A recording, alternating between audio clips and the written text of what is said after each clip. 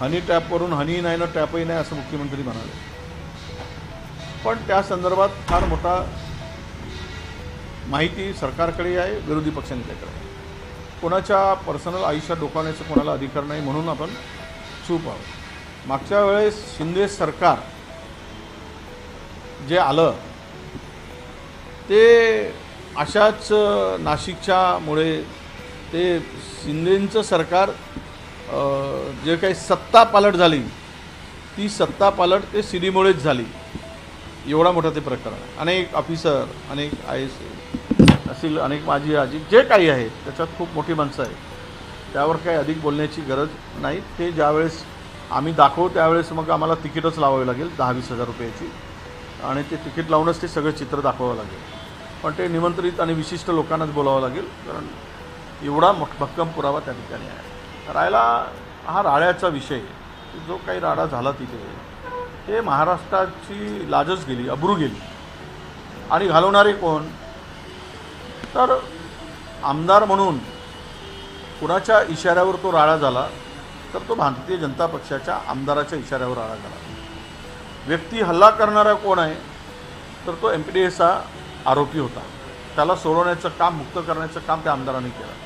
त्याची पण माहिती घेतली, त्याचा पण पुरावा हाती आला आहे.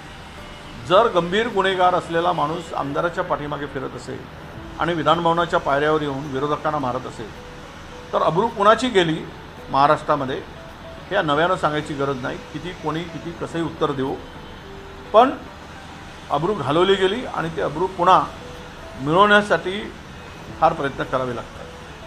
तर हे कोणाशी बोलताना शब्दाची मर्यादा ठेवून बोललं पाहिजे, वागलं पाहिजे.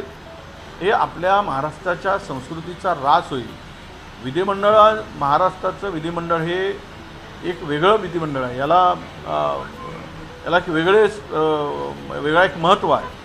आणि या महाराष्ट्राच्या विधिमंडळातून अनेक जण शिकतात.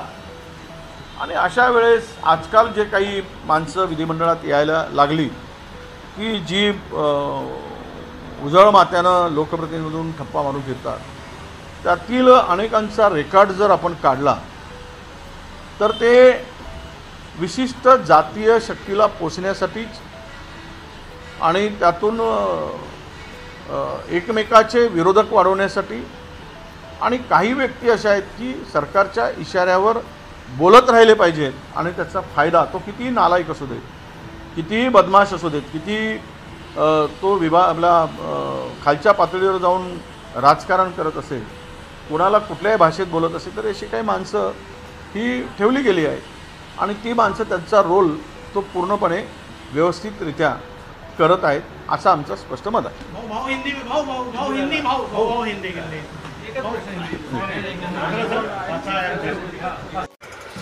नवीन घडामोडी पाहण्यासाठी आजच आम्ही मुंबईकर 24 तासला लाईक करा, सबस्क्राईब करा आणि अपडेट रहा.